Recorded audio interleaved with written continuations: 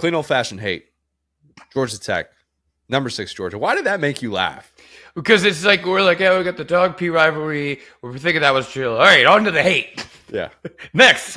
Georgia's a 19.5 point favorite. The over-under is 5.5 passing snaps for Haynes King. Yeah, that's right. I didn't say pass attempts. I said passing snaps. That's what he averaged the last 2 games dealing with his shoulder injury. The former A&M quarterback and current Georgia Tech quarterback is still being used as a runner. It's weird. Against Miami, he was out there for 41 run play snaps. Against NC State, he was out there for less, 15 run play snaps. Because he got hurt against UNC on October 12th, Haynes King hasn't thrown an incompletion in a month and a half. Granted, he's only 9 for 9 since then, and they very clearly do not want to throw with him, and he's still working through that. We're going to see probably a 2-quarterback system with true freshman Aaron Philo. He will lead this rushing attack and what they're trying to do, what Brent Key is trying to do. It worked really well against Miami. Dare I say, Georgia Tech rushing attack could have some success against Georgia. Georgia fans, you know where I'm going with this. Your team just allowed 226 rushing yards to the Ryan Bamford-led UMass. All right, Ryan Bamford-led UMass. One of the sickest touchdowns I've ever seen in my life, dude. Listen, Georgia, I'm not going to say Georgia was ever in danger of losing that game, but that one throw, I was like, oh my God. Anyway. I'm pretty sure they allowed more rushing yards in the first half than they have in any game in the last 11 years. To UMass. Like, 110 rushing yards for UMass in the first quarter of that one.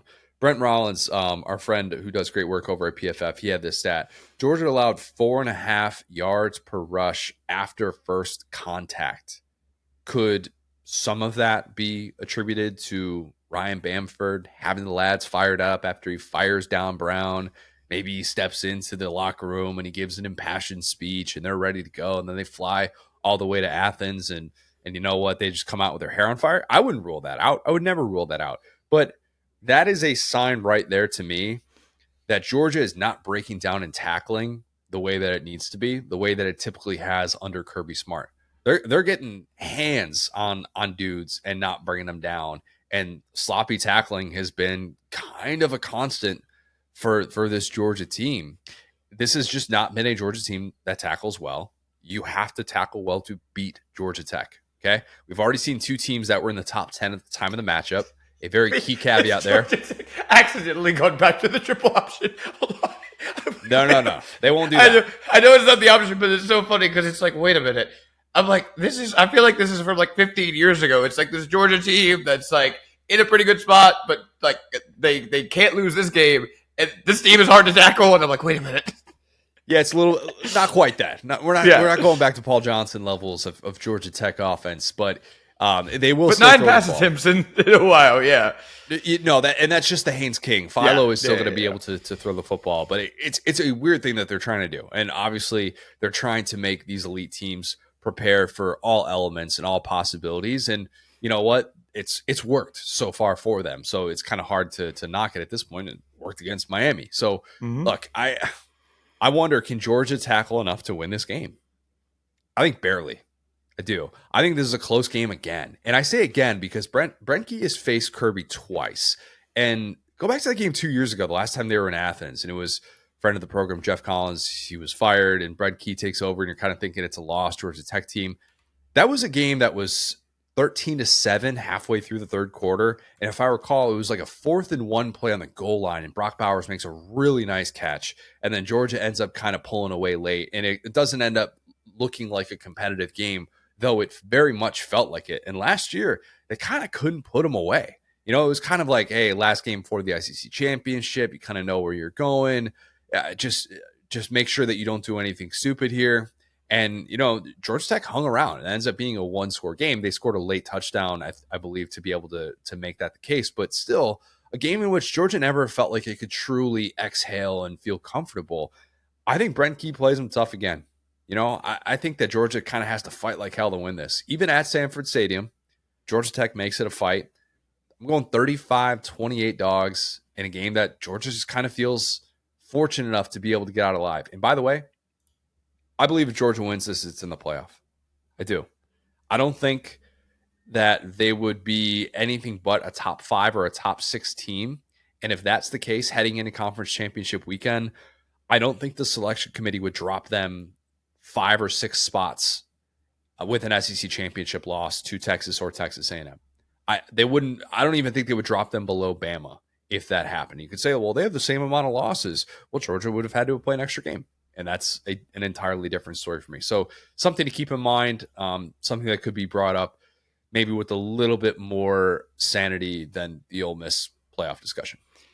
Yeah, Brent Key has been interesting, right? It's like it's like not really. I mean, they're all obviously upsets, but because Georgia Tech hasn't been ranked, but his record against ranked teams and the way his team Pat plays, Narduzzi-ish. It's Pat Narduzzi-ish, yeah. And it's not like we've seen plenty of times a team that'll get 1 or like 2 a year. This is like every time this guy plays a ranked team, his team blocks in and they don't get embarrassed. Like they don't win all of them. They're sitting around about like 500 or a game or 2 over. But that's pretty good. Considering they're not ranked in any of these matchups and they're like less talented and pretty much dogs in every single matchup, it's crazy. So yeah, it is kind of like, not like a nightmare. It's not like playing, not like you got to go to Bryant Denny, but in terms of like a trap game, rivalry game, it's like, yeah, like I said, it goes back. I know they're not running the triple option, but it goes back to kind of those old times where it's like, hey, you're kind of like looking past Georgia Tech, but you have to play this super weird offense that you are not going to see again, and you got to tackle them. And I do think that Georgia is kind of saving all of its good, not all of its good plays, but kind of all of its power for like these big games, because we've seen it, in the Texas game, how their defense can come alive. Didn't exactly see it in the Ole Miss game, but that's neither here nor there. And point being, like, I think this is a classic case that this Georgia team could be a little bit sleepy. I'm not going to say they're going to lose the game, but I don't think it's going to be a blowout. Yeah, and I think Carson Beck, if he is improved, you play well in a game like this and you do the heavy lifting, because I don't know that you can trust your defense to be able to, hold Georgia Tech to 1 or 2 scoring drives. I don't know how realistic that is for this defense. Maybe it can happen, but it hasn't been the expectation. And we're 11 games into this Georgia team, and they have, for the most part, really kind of struggled against middle of the pack teams. It has not been this decisive, oh my gosh, we're going to get style points, we're going to win by a million. Even the Clemson game to open up the season, they pull away in the second half and ends up being a different story. But this has not been the Georgia that has always that has just looked the part from start to finish. If you look the part from start to finish against Georgia Tech, I'll be impressed. I'll be impressed, because I do think that they, as you mentioned, can hang with just about anybody in the country. And this is just not an easy matchup for the flaws that we've seen from Georgia this year. Also, both of these quarterbacks in the 2020 recruiting class. Haynes King was 2020. Yep. God, is that right? I'm looking at it right now. Yep. Oh, yeah. Wow. He was ranked ahead of Carson Beck in that class, if you remember, when he went to A&M. I was like, huh? But yeah. Wow. Exactly how we thought these stories would each go. Right. Yeah. The Beck path a little bit more predictable. Probably about as straight and narrow as a path can be. Yeah. Haven't sold the Haynes King stock. It's still good.